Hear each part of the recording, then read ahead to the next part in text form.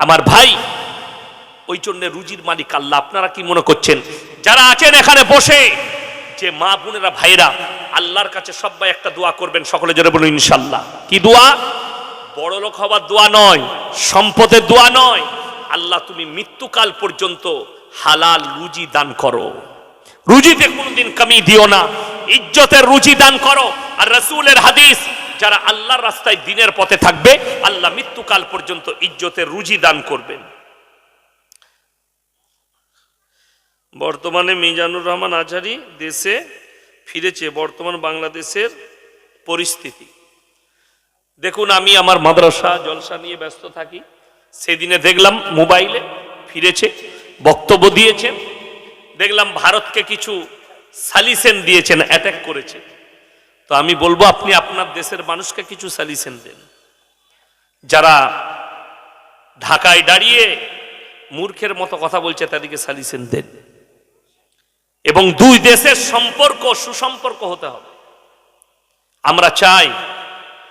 কিন্তু আমাদের দেশের কিছু ইলেকট্রিক মিডিয়া মিথ্যাও প্রচার করছে, এটাও সত্য।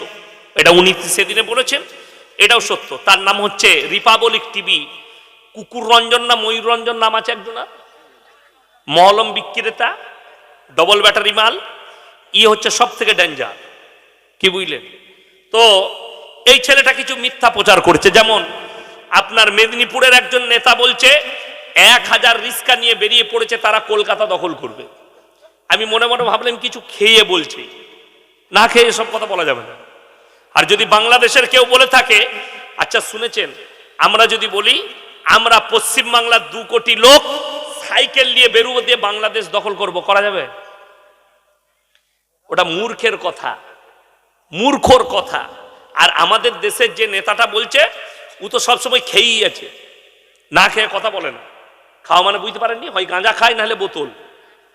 তবে বড় কষ্ট লাগে, বাংলাদেশের কেউ রিস্কা নিয়ে বেরোয়নি, তারাও জানে না যে তাদের কজন রিস্কা নিয়ে যাচ্ছে আর আসবে কোন দিকে, বর্ডার পার করতে হবে। তবে বলি, দুই দেশের সম্পর্ক এই জন্যই ভালো হওয়া দরকার। যুদ্ধ হলে ক্ষতি বেশি হবে, কারুর কারুর কম হবে। তবে লেখে রেখে দেন, চিঙ্গারি লেগে গেছে ৩য় বিশ্বযুদ্ধর মিডিল ইস্টে। যারা ভাবছে ইসলাম मिट जाएंगे, कुरान मिट जाएगी, तुम्हारा ख्वाब है ये, चिंगारी लग चुका है। और रसूल का हदीस है, क़यामत से पहले खुरासान से एक बड़ा लश्कर निकलेगी और उनका जो कमांडर होगा वही इमाम मेहदी होंगे। जोर सुभान अल्लाह। और ये जब लड़ाई शुरू करेंगे, पूरे दुनिया कोई भी उनके सामने नहीं टिक पाएंगे। বর্তমানে জানেন চাইনার চোখটা পড়েছে আফগানের উপরে। তার কারণ কি? পৃথিবীর সব থেকে আগামী দামি এথলিন যেটা ব্যবহার হবে, তেল থাকবে না, তেল বিলুপ্ত হয়ে যাবে, পেট্রোল ডিজেল কেরোসিন বিলুপ্ত হয়ে যাবে। আগামীতে যেটা চলবে গাড়িগুলো ব্যাটারিতে, এথলিনে। সেই এথলিন ব্যাটারির যে ভেতরের মালটা, পুরো আফগানের তলায় বিছানো আছে। আর রাসূল বলেছেন সব থেকে সম্পদশালী হবে তারা, তাদের সামনে পৃথিবীর কোনো শক্তি দাঁড়াবে না। তারা গিয়ে আল আকসায় ঝান্ডাটা গাড়বে এবং গোটা পৃথিবীতে ইসলামের ডাঙ্কা বেজে যাবে। জোরে বলুন সুবহানাল্লাহ। মুসলমান মরবে না তা নয়, 20 কোটি মুসলমানের প্রাণহানি হবে পৃথিবী জুড়ে, 20 কোটি। কিন্তু বলে দেই, আমাদের দেশের কিছু মুতখোর আর গোবরখোর বলছে ইসরাইল জিন্দাবাদ। আবে মাকসুম মানে ইহুদি আর দাল্লিন মানে নাসারা, এই দুটো দলই পদভ্রষ্ট, আর এদের যারা অনুসারী হবে তারাও পদভ্রষ্ট হবে। আপনি জানুয়ারি মাসে পালন করছেন, আচ্ছা বলুন, রমজান মাসে টাকা জড়ো করে গোটা গ্রামের মানুষ একসাথে ইফতারি করলে গুনাহ না নেকি? নেকি হবে। আপনি সেইটা করবেন না, বেঈমান কাফেরের আখলাক নিবেন। তারা এমন ভাবে আপনার ব্রেনে ঢুকিয়েছে, আপনি ওটাকে মেনে নিয়েছেন। লটারির টিকিট কাটা হারাম না হালাল? হারাম। মুসলমান লটারিও কাটছে, লটারিও বিক্রি করছে, চাপড়াই দেখিয়ে দেবো। ঠিক বললাম না ভুল বললাম? আপনার বাজারে দেখিয়ে দেবো, মুসলিম যুবক লটারি বিক্রিও করছে, লটারি কাটছে, হারাম জানার পরেও। কে চাপিয়েছে আপনার মাথায়? বেঈমান আর কাফের, আপনি সহজে টাকা পাবেন। আজকে আমি একটা প্রচার করে যাচ্ছি, এই প্রচারটা ভালো করে যুবকরা শুনবেন, ব্যবসায়ীরা শুনবেন। বড় কষ্ট লাগে, সাইবার অ্যাটাক হচ্ছে পশ্চিম বাংলায়। সাইবার অ্যাটাকটা হচ্ছে মুসলমানদের কাছে, বেঁচে বেঁচে আপনার কাছে হচ্ছে। আমার এলাকা থেকে, আমার গ্রাম থেকে একদিনে 2 কোটি টাকা উড়ে গেছে। কেন?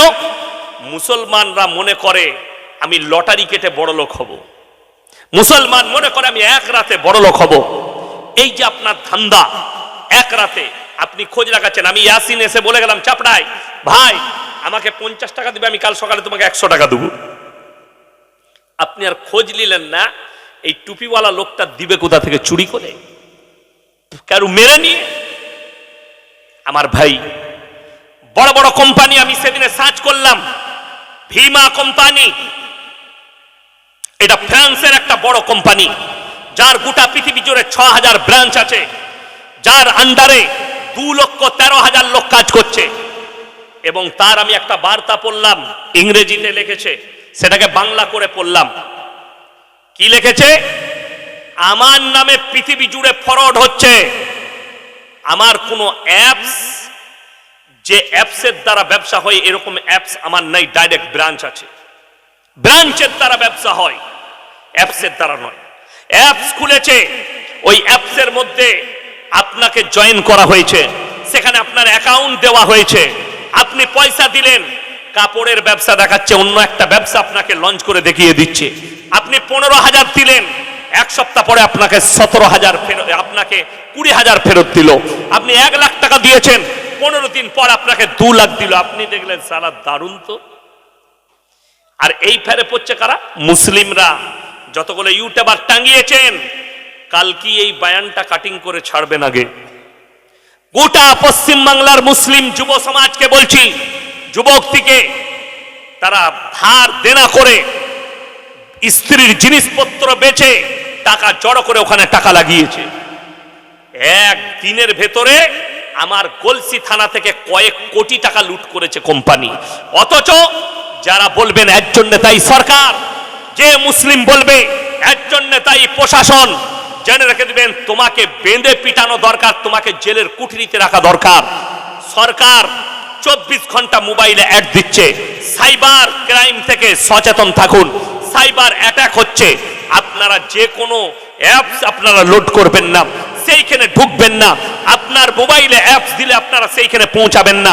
আপনাদের উপরে সাইবার অ্যাটাক হবে, আপনার টাকা লুট হবে, আর সেটাই হচ্ছে। আর মুসলমানরা ফাঁসছে। আপনাদেরকে বলে যাচ্ছি শুনেন, এগুলো বেঈমান কাফেরদের আখলাক।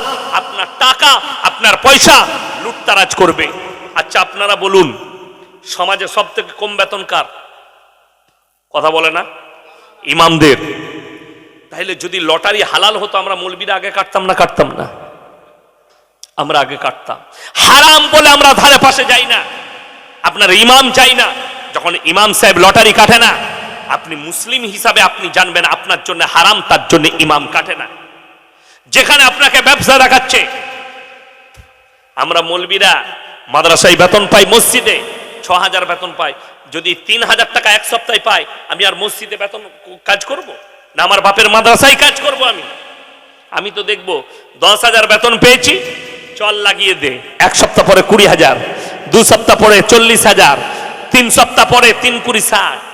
আরে আপনারা দেখতে পাননি পৃথিবী জুড়ে এত ফরওয়ার্ড হচ্ছে। যেমন বলে দিই, রিমি সার্কেল অনেক ছেলে খেলছে, আর অ্যাড দিচ্ছে কারা? ফিল্মের আর্টিস্টরা। আমি সরকারকে বলবো, ওই কটা হারামখোর আর্টিস্ট তারা লুডুর, আপনার লুডু খেলার অ্যাড দিচ্ছে, রিমি সার্কেলের অ্যাড দিচ্ছে। এই হারামখোর আর্টিস্ট গুলোকে আপনারা ফলো করছেন, এদিকে জেলের কুঠরিতে ভরা দরকার, কলার ধরে জুতো মেরে। কতগুলো সমাজের লোকের জীবন ধ্বংস করছে, আর এরা নিজেদিকে বলছে আর্টিস্ট দিকে আপনারা দেখতে চান, সম্মান করেন। এই সমাজ যদি ধ্বংস হচ্ছে, এই ফিল্মের আর্টিস্টদের লেগে হচ্ছে, এদের জন্য সব রকম। আচ্ছা, সরকার গুটকার প্যাকেটে লিখে রেখেছে না রাখেনি? হানিকারক, ক্যান্সারের কারণ। অ্যাড দিচ্ছে কে? ইয়াসিন সাহেব। অ্যাড দিচ্ছে কে? শওকত সাহেব। তবে কে অ্যাড দিচ্ছে? ফিল্মের আর্টিস্টরা। সালমান খান অ্যাড দিচ্ছে, অজয় দেবগান অ্যাড দিচ্ছে, এরা অ্যাড দিচ্ছে, গুটকার অ্যাড, বিড়ি সিগারেটের অ্যাড। আর আপনি এদিকে চলার পথ ভেবেছেন। অনেক ছেলে, আমি কামরায় ছিলাম, হুজুর ফটো তুলবো, সেলফি নিবে আমার, সেলফি নিচ্ছে আমার, কিন্তু চুল কেটেছে শুয়োরের মাথার মতো, প্যান্ট পড়েছে হারামখোর সালমানের মতো, আর ভালোবাসা আমাকে। এটা ভালোবাসা? ঠিক এক্স্যাক্টলি এরকম। আপনি মুখে বলছেন রসুলকে ভালোবাসি, রসুলের আখলাক আপনার কাছে নেই। না নামাজ আছে, না রোজা আছে, না দিনদারি আছে, না তাকওয়া আছে, না পরেজগারি আছে, না আপনার বিবি বাল বাচ্চার মধ্যে পর্দা আপনি আনতে পেরেছেন, না আপনার বিবির মধ্যে পর্দা আনতে পেরেছেন। অথচ কোরআনে পর্দা করা ফরজ না ফরজ নয় বাবা? কথা বলেন। পর্দা যদি ফরজ হয়, পর্দা আমরা করি। আচ্ছা আপনাদেরকে বলে দিই, অনেকজনের গায়ে লাগবে, চকলেট, একটা ছোট চকলেটের দাম কত? 1 টাকা। আচ্ছা এটা খুলে বিক্রি হয় না, প্যাকেটের ভেতরে থাকে, সিল থাকে। খুলে যদি কেউ বিক্রি করে, সামনে রেখে কেউ কিনবে? আমি ভেবে দেখুন, একটা 1 টাকা চকলেটটা যদি ক্যারি থেকে বার করে বিক্রি করে, আপনার কাছে তার ইজ্জত নষ্ট হয়ে গেল, আপনি আর ওই চকলেট কিনবেন না। আপনার বিবিকে, একটা নারীকে আল্লাহ কত মর্যাদা দিয়েছে, তাকে যদি আপনি খুলে বাজারে নিয়ে যান, তার ইজ্জত নষ্ট হবে না? ভেবে দেখুন। আপনি একটা চকলেটের ইজ্জত বুঝেছেন, আপনি নিজের মেয়ের ইজ্জত বুঝলেন না, আপনার বিটির ইজ্জত বুঝলেন না। একটা বাজারে যদি কলা ছিলকা, কলাটা ছিলে বিক্রি করে, আপনি আর সমাজের লোক আর ওই কলাটা কিনবে না। ধুলো পড়েছে, মাছি বসেছে, এটার ইজ্জত নষ্ট হয়ে গেছে। হাইরে মুসলমান, হাইরে পৃথিবীর মানুষ, একটা মেয়ে ন্যাংটো ঘুরে বেড়াচ্ছে, পেট আর পিঠ বার করে ঘুরে বেড়াচ্ছে, নিজের মাথার চুল খুলে ঘুরে বেড়াচ্ছে, নিজের বুক খুলে ঘুরে বেড়াচ্ছে, তাতে ইজ্জত বেড়ে যাচ্ছে। সামান্য কলার যদি ইজ্জত নষ্ট হয়ে যায়, একটা নারীকে আল্লাহ কত মর্যাদা দিয়েছে, আপনার বিবির কতটা ইজ্জত আপনি কি অনুভব করেছেন? কোনোদিন অনুভব করেননি। আপনি খালি ভাববেন বাড়িতে গিয়ে আমি বলে চলে যাচ্ছি। ইয়াসিন ভাই বলল চকলেটের, একটা চকলেটের প্যাকেটের ভেতরে না রাখলে আমি চকলেটটা কিনে খাবো না। একটা চকলেটের যদি এত মূল্য হয়, 1 টাকা চকলেটের ইজ্জত যদি এত হয়, আমার বিবির ইজ্জতের দাম কত, আমার মেয়ের ইজ্জতের দাম কত, আপনি একবার অনুভব করতে পারেননি। বিসমিল্লাহ।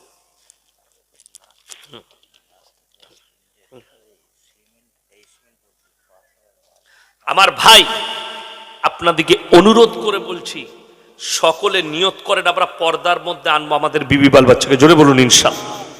কোরআনে দিয়েছে পর্দা, নারী দিকে বলছে, মায়ের দিকে তোমরা পর্দায় এসো। আজকে দেখুন বেঈমান কাফেররা কিভাবে কামিয়াবি লাভ করেছে।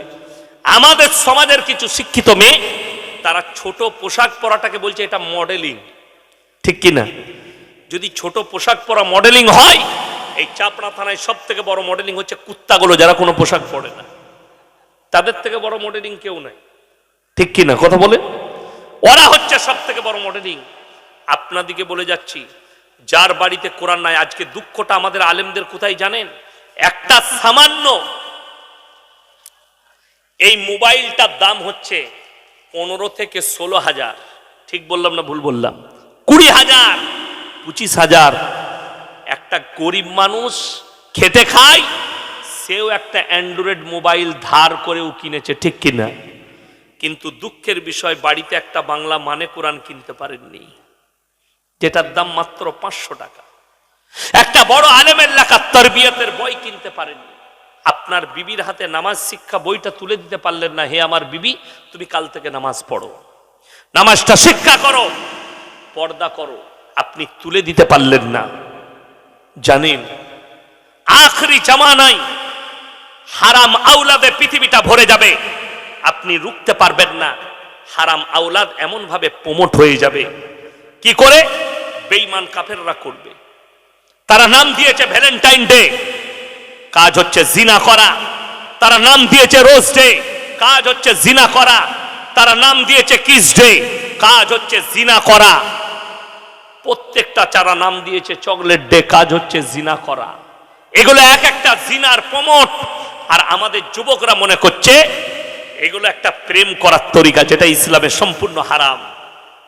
যদি বলেন হুজুর আমার কোনো মেয়েকে পছন্দ, ইসলামী তরিকা হচ্ছে, রসুলের সুন্নত তরিকা হচ্ছে, আপনি কি করবেন, তার বাড়িতে বিবাহের প্রস্তাব পাঠাবেন। অমুকের ছেলে আপনার মেয়েকে বিবাহ করতে চায়, তকদিরে থাকলে পাওয়া যাবে না? যাবে না? পাওয়া যাবে। যারা মনে করছেন, তকদিরকে যারা বিশ্বাস করে না, বিশ্বাস করুন, রুজির মালিক হচ্ছেন আল্লাহ, হায়াতের মালিক হচ্ছেন আল্লাহ, মৃত্যুর মালিক হচ্ছেন আল্লাহ, বিবাহ বন্ধনের মালিক সকলে বলুন কে? আল্লাহ। সবের মালিক আল্লাহ। তাহলে আপনি আল্লাহর উপরে ভরসা রাখুন। রুজি আল্লাহ মাপেন, মানুষ নয়। কোটি টাকা আপনার কাছে থাকবে, আপনি খেতে পাবেন না। বাস্তব কথা বলছি, আপনার কাছে 1 টাকা নাই, আল্লাহ যদি রুজি মেপে থাকে, আপনি জঙ্গলে রুজি পাবেন। ভেবে দেখুন, একটা তিমি মাছ একদিনে 100 কুইন্টাল খাবার খায়, রুজি কে দান করেন? আল্লাহ। একটা হাতি 1 টন 10 কুইন্টাল খাবার খায় 24 ঘন্টায়, রুজি আল্লাহ দান করেন। 3 ভাগ প্রাণী পানির তলায়, 1 ভাগ ওপরে আছে। ওই পানির তলায়, সমুদ্রের তলায় 3 ভাগ প্রাণীকে আল্লাহ তাআলা 24 ঘন্টা রুজি দান করেন। জোরে বলুন সুবহানাল্লাহ। রুজির মালিক হচ্ছেন আল্লাহ। ওই জন্য আমার ভাই, এটা বিশ্বাস রাখবেন, আমরা অনুভবও করতে পারি না। আমি গত 2 তারিখে আমার 1 জানুয়ারি ত্রিপুরায় জলসা ছিল, তো আমি 31শে ডিসেম্বর জলসা করেছি মালদায়। রাত্রে গাড়ি চেপেছি, ট্রেন, কলকাতায় চিতপুরে সকালে নামলাম 6:30টায়, এয়ারপোর্টে ঢুকলাম আমি 8:30টার দিকে টেস্কি করে গিয়ে। একটা চা খেয়ে বসে আছি, বেলা 11টা বাজছে। আমাদের বর্ধমান জেলার একটা অফিসার ছিল, সে আমাকে দেখতে পেয়ে ছুটে এসছে, আমার হাতটা ধরে টেনে নিয়ে গেল। আমি নিয়ত করেছিলাম বেলা 1টায় চাপবো, 2টোয় নামবো, ত্রিপুরায় নেমে কোনো হোটেলে খাবো, ওনাদের বাড়িতে গিয়ে খাবো না হলে। কিন্তু সে আমার হাতটা ধরে টেনে নিয়ে গেল, হুজুর আপনাকে একটু আমার খেতে হবে। তার অফিসে নিয়ে গিয়ে আমাকে খাওয়ালো, ডাল, ভাত, সবজি, রসগোল্লা। আমি খাওয়ার পরে আমি বললাম, ভাই এটা বাড়ি থেকে এনেছেন? বললে না হুজুর, এখানে রেস্টুরেন্ট। আমি বললাম, কত দাম নিল? বলছে 770। আমি বললাম, তুমি ইন্দুর মারা 20 এনে দিলে না আমাকে? এইটুকু খাবার 770? খেতাম না, 2টো বিস্কুট খেতাম। বলে হুজুর আপনি খেয়েছেন, আমাকে দোয়া দেন। আমি ভাবতেও পারিনি আল্লাহ রুজি ওখানে মেপেছে, আমি নিজেও জানতাম না।